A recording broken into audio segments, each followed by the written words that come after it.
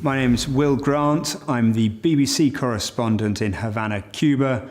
I was previously correspondent in Mexico and for Central America, and before that in Venezuela. Well, I think the three nations that I've focused on share quite a few commonalities, quite a few things that apply to journalists in all three of those nations and actually extend beyond them into their neighbouring countries as well in the region. The sorts of things that I'm thinking about are the fact that they are hostile environments in some parts of those countries. Working in Caracas is obviously very dangerous. You need to be aware of your well-being and that of your team. The same for very large parts of Mexico, whole states in Mexico. There might be governmental pressures to working when you're talking about issues in the countries. You might kind of come up against the government on various issues. They might kind of try and exert pressure on you as a journalist to write in a certain way and how best to handle those. So, all of these countries share certain things as journalists that we can learn and we can manage as best we can. It won't necessarily stop us making mistakes, but at least we might be better prepared for them when we do make them. At least we might be able to find ways to strengthen our journalism, because really what, to me at least, lies at the heart of all this is to do the very best storytelling we can do. I mean, it's no exaggeration to say it's been a real privilege to cover this period of time in Cuba. I would like to say I knew it was coming. I could see that the story was going to be moving in this fascinating direction before I took it up, but that would be an outright lie. I had no idea when I moved to Cuba that it would convert into this fascinating tale, that it would suddenly, project itself back onto the top of the news agenda around the world, that there would be this great moment of détente or thaw or rapprochement between Washington and Havana. And then to see that largely unpicked by the current administration, the Trump administration, trying to undo a lot of what was done at the time. So it's been an extraordinary time to cover, including, of course, the death of Fidel Castro, the father of the revolution, the standing down of President Raul Castro. He's no longer the president of Cuba. So it does feel like it's been the cusp of some real history that I have had the good fortune to be there to describe to international audiences. And in terms of sort of managing yourself and your team and the other journalists you're working with, it sort of, I think, kind of comes with the practice, comes with the territory in a complicated place like Cuba, that there are certain rules of the game that you're going to learn over time if you're, given the opportunity to spend any serious amount of time there, more than just a few days, a couple of weeks that some journalists get. No, we're talking a few years.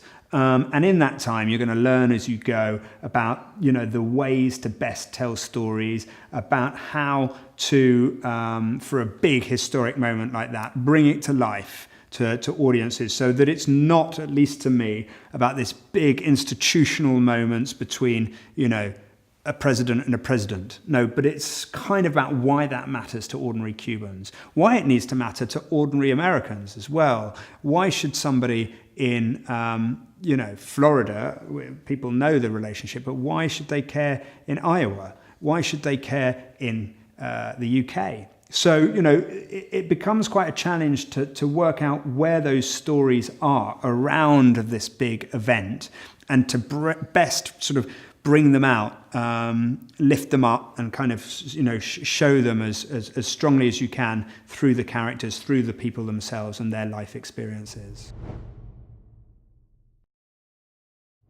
That could barely be true of anywhere else than, say, Mexico, where it gets typified as this place where the drug war is raging, where, immigration is through the roof, and that, everybody's trying to leave somehow.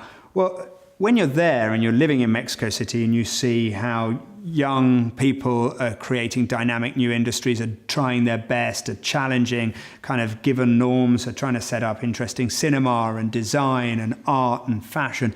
These are the ways that, we can try and tell another side to Mexico, for example. When we can knock down established ideas that there's lots of immigration. Well, hang on, there's been net negative immigration from the to the United States recently. There are more people returning to Mexico than going to the United States. The basic facts that we could back up to unpick, if you like, the narrative, unpick the overall tales that are often told and pigeonholed. You're right to suggest that, for example, there is often drug-related stories, violence-related stories. The difficulty is, I think, is giving them the coverage they deserve, because they are important. It is part of the reality. It does affect people's everyday lives, but it's not the only reality. It's not just the only thing going on in Venezuela or in Mexico.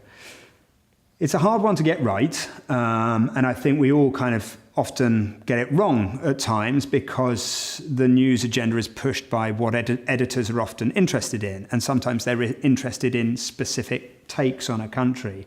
So I think the challenge then really is to kind of try and vary things, make sure that a body of work hangs together so that it's not one cliche, that it's lots of different stories that reflect a whole range of different voices. You've used a whole series of techniques, whether or not it's in radio or podcasting or TV or video journalism for the website or straight writing, whatever it might be that you're doing, you're employing different techniques to show a full varied country and a full and varied region. Well, for example, on the moment of the end of the Raul Castro presidency, we tried something a bit different, which was to do a long read. So somewhere around 5,000 words, largely driven by some beautiful photos taken by a photographer, freelance photographer who works in Cuba and was traveling with me throughout the journey. With that, we could marry the pictures and the text very nicely, so that it created this big piece of kind of this long read, this big article that tried to capture the kind of end of something, but the sense of a contemporary look at it. That this is a country at the crossroads. That this is a current look at Cuba, not a historical look at Cuba, even though we're marking this quite clear moment of transition.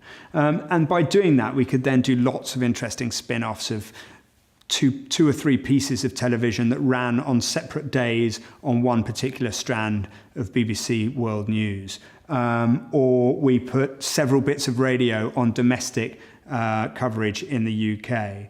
In terms of video journalism and things that are a little different, sometimes that can be quite tricky in Cuba. Things like drones aren't easy to use. It can be difficult to bring in certain bits of technological kit that one needs. But I think that, we've tried all sorts of different things. We've done virtual reality coverage. We've seen lots of 360 videos. We have used drones with permission when you can bring them in. So there are lots of items in the toolbox for journalists now that they can draw on, and I think as the BBC in Cuba, or rather across the region as well, in Venezuela, Mexico, Central America, Brazil, we've been able to draw on lots of them. Sometimes stories lend themselves much better to a short minute 20 video, not because we're dumbing it down, not because we're reducing the context, but just because it sort of brings it to life a bit better than the traditional piece led by a reporter. Sometimes the reporter just doesn't need to be there at all. And we did something, for example, on a campaign to tackle domestic violence in Cuba, and we just let it be led by the victim, the survivor, I should say, rather than a victim, who is telling her story in English, pretty much down the barrel of the camera. And that's quite nice. That's a little different, just simple use of text. I think is perhaps better coming from that mouth than coming through the kind of filter of the reporter. Coming at this from a kind of Cuban perspective, I think there is a lot of things that people can do, because these are quite hostile times again between the United States and Cuba. And I think Americans can still go to Cuba and they don't realize that that is still permissible. Obviously it was allowed when they turned around, they saw their own president sitting at a baseball game with the president of Cuba in Havana. Well, clearly if he's doing that, I can do that too. I think that was the equation going on in a lot of visitors' minds. And since the Trump administration has rolled back on a lot of those rules, there might be quite a bit of hesitation and reticence to go. Will I be falling foul of the economic embargo or the travel restrictions? Can I go? And I think part of what can be done to bolster that relationship, at least, is to physically go to Cuba, to meet people, to kind of have the conversation, to keep the conversation going beyond the institutional, of say the White House and the government in Havana, that the people-to-people connection, which was in fact termed people-to-people exchanges on the paperwork, that remains in train. In terms of bolstering people's interest in international news, I think there is a great deal that we can do in terms of making sure the storytelling is strong, that it is about local issues that matter across the world. So yes, it is important to mark the moment that Raul Castro stepped down from power, but we can do that by showing how certain lives in Cuba are affected by that. Or, of course, it's interesting to see that Venezuela is in economic difficulties, or that there's an election in Mexico, or whatever it might be that's at play, but that we try and do that as much as we can through the reality of people's lives, that we show that they are what matters here, that these stories resonate with people elsewhere in the world. And, speaking through, sort of hard-nosed journalists looking at the physical numbers, we find that these are the things that matter to our audiences too. These are the things that create the most clicks on the BBC website, or the tuned into most on the radio, or what have you. Is that it's when it's personal, when it's real, when it's through human lives and kind of people's realities, that I think it has the biggest impact on terms of kind of global stage. I think that, if institutions like, the University of Oregon could continue to kind of build bridges with other groups and institutions in Cuba, to continue to send people, continue to bring students to find ways of making connections with their contemporaries on the island, and not just Cuba. It can be across the region. Safety is a factor. I'm not going to say it's not a factor. One has to be well aware of, of going to dangerous places and difficult parts of the countries.